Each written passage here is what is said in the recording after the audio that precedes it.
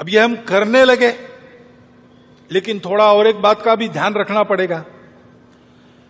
दुनिया में कुछ लोग हैं, भारत में भी कुछ लोग हैं जो नहीं चाहते कि भारत खड़ा हो,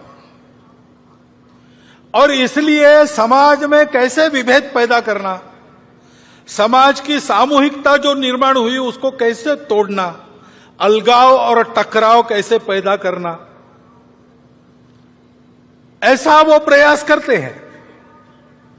अपनी असावधानी के कारण, अपने अविवेक और परस्पर अविश्वास के कारण हम भी कभी कभी उसमें फंस जाते और अप्रत्याशित उपद्रव खड़े हो जाते। क्योंकि भारत का उत्थान होगा तो कलह मिटेंगे, भारत का उत्थान होगा तो दुख जाएगा, शोषण जाएगा। इनके आधार पर अपने स्वार्थ का धंधा करने वाली दुनिया की और अंदर की जो ताकतें हैं, भारत बड़ा होने से उन पर मर्यादा आएगी, वो अपने खेल नहीं खेल सकेंगे। इसलिए इनका निरंतर विरोध चलता है। विरोध करने के लिए किसी विचारधारा का आवरण ये लोग ओढ़ लेते हैं, बड़ी चिकनी चुपड़ी बातें करते हैं, कोई बड़ा उद्देश्य, मन लुभावन उद्देश्य ऐसा घोषित करते कि हम इसके लिए काम कर रहे हैं, लेकिन उनका उद्देश्य दूसरा ही रहता है, अपना उल्लू सीधा करने का रहता है।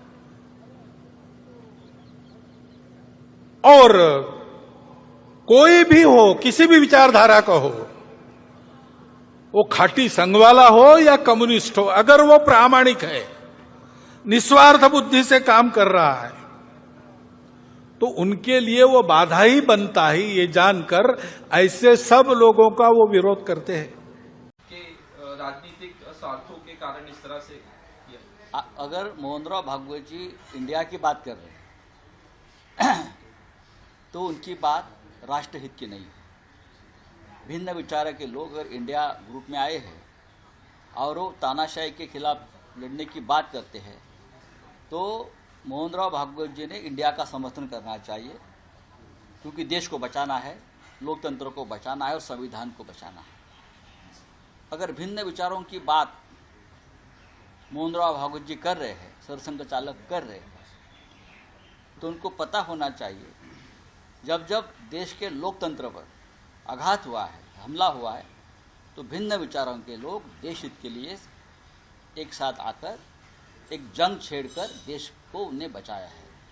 इमरजेंसी में सरसंघ चालक उस वक्त के बाला साहब देवरस जेल में बंद थे, सभी भिन्न विचारों के लोग ही जेल में बंद थे, और बाद में भारतीय जनता पार्टी के साथ सभी ये भिन्न विचारों के लोगों ने एक साथ आकर जनता पार्टी का निर्माण किया था और तानाशाही का पराभव किया था।